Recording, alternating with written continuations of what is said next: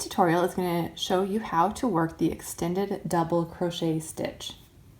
I've already worked 4 rows of the extended double crochet. To begin your row, you're going to begin with a chain 2. I've already completed that. Then you're going to begin just like every other double crochet you work. You're going to yarn over, you're going to insert your hook into that next stitch and pull up a loop. Now you're going to take those loops and you're going to pull them up to the same height of that chain, that beginning chain 2 here. Then you're going to pinch those loops so that they stay at that height, and it's also going to create a little gap right here. You're going to yarn over and you're going to pull through the first 2 loops on the hook. Now from pinching this gap, you have created another little loop right here. You're going to insert your hook into that loop, and then you're going to yarn over, you're going to pull through that loop and the remaining 2 loops on your hook. And you've created an extended double crochet. Again, you're going to yarn over, insert your hook, pull it up to the height of the last stitch, pinch those loops on your hook so they don't move, and it will also help create this gap for the loop that you're going to create. So you're going to yarn over, you're going to pull through the 2 loops.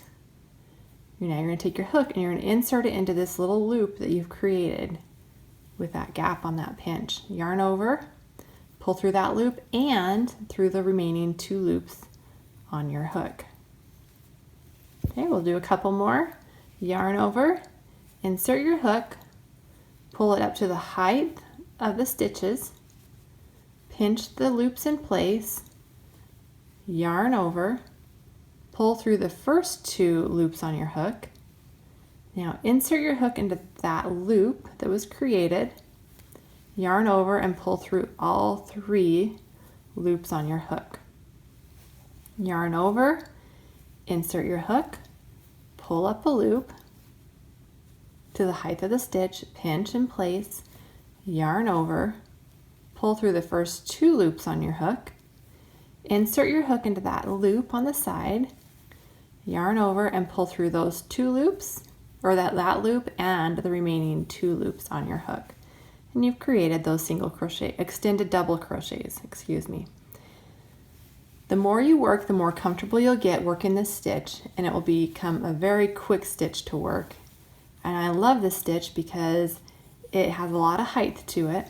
And as you can see, when you look at the stitches worked in multiple rows, it creates a fabric that is very flexible and giving, which is very fun in blankets and in some garment designs.